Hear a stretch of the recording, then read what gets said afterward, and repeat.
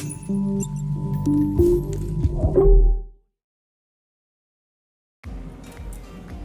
guys, it's Matt from Upsilon Mining, and I am back. I am back for another video on an interesting topic that came up today.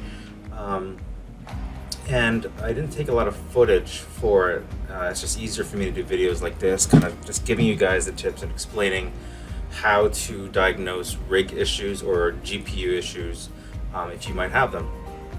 So basically what happened was, on one of my rigs here, which is my 3060 rig, this is all 3060 LHR Zotac cards.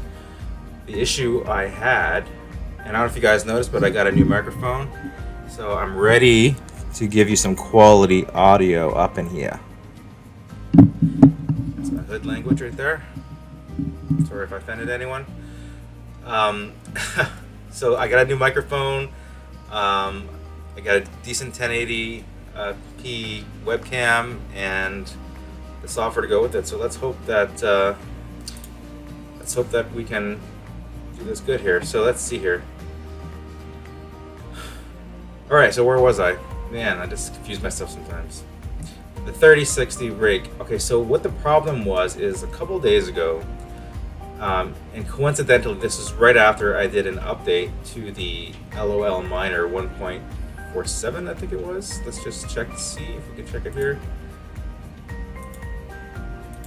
Yeah, so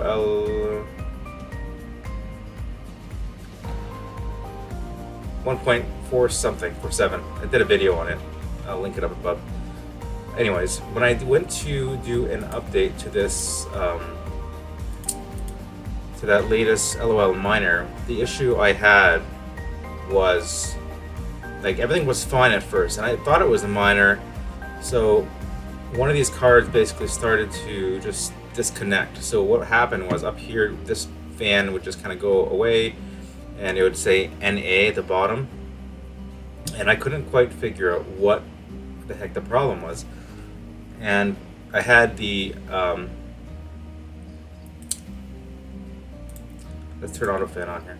I had the hash rate watchdog on, and it was constantly restarting over and over again, and this one card just kept going off. So essentially nothing would work. It would just shut off. All the other GPUs would be mining just fine, and it's just that one card. And so I had two problems. First off, how was I going to find which card it was that was giving me the problems, which one was giving me the grief, and also what to do about that. So a couple of things crossed my mind. I'm like, well, maybe the memory temperatures ran so high that the card fried itself or something stupid, because the temps have been going up a little bit, but not even close to what you consider hot.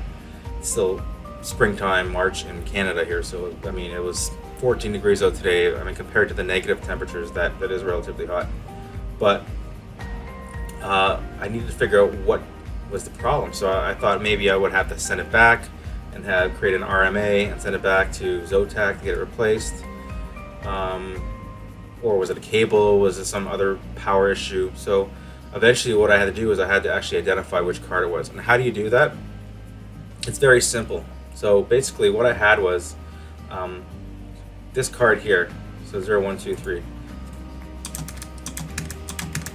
So let's say you have 6 settings for each GPU. So if you don't know how this works in HiveOS, you can set the overclock settings for all your cards, and each space is between a new GPU. So this would be GPU 0. I'm a programmer, so 0 is an index, it starts at 0.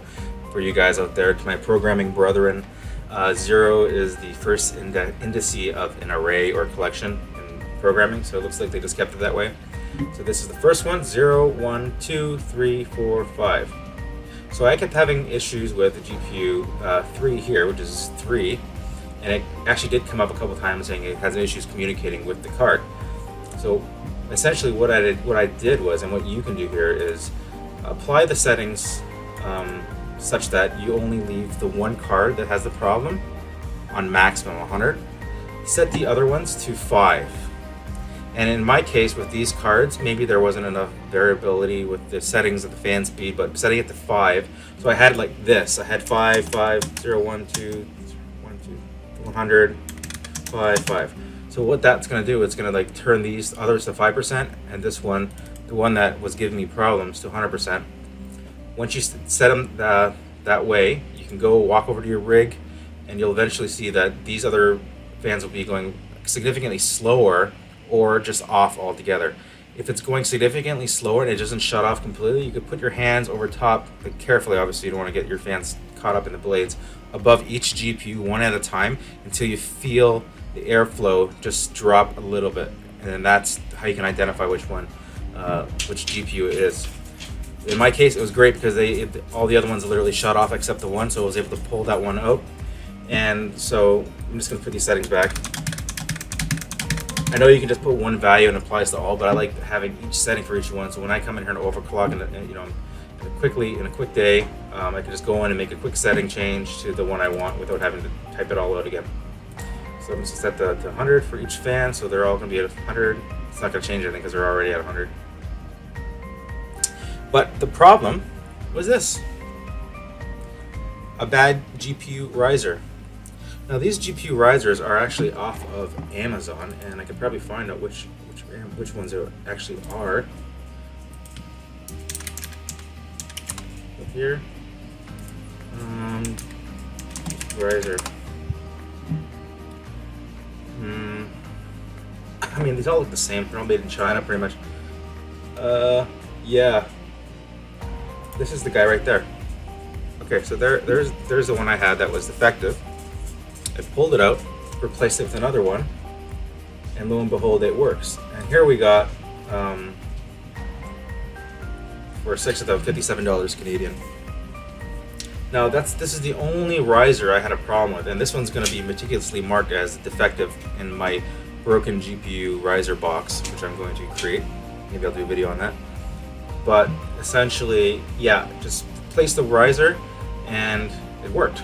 So sometimes if your card is acting up and it's not functioning properly, there's issues with it connecting, it's disconnecting, and the other cards are working fine, you've tried restarting it, you tried altering your overclock, because that was one of the first things I did.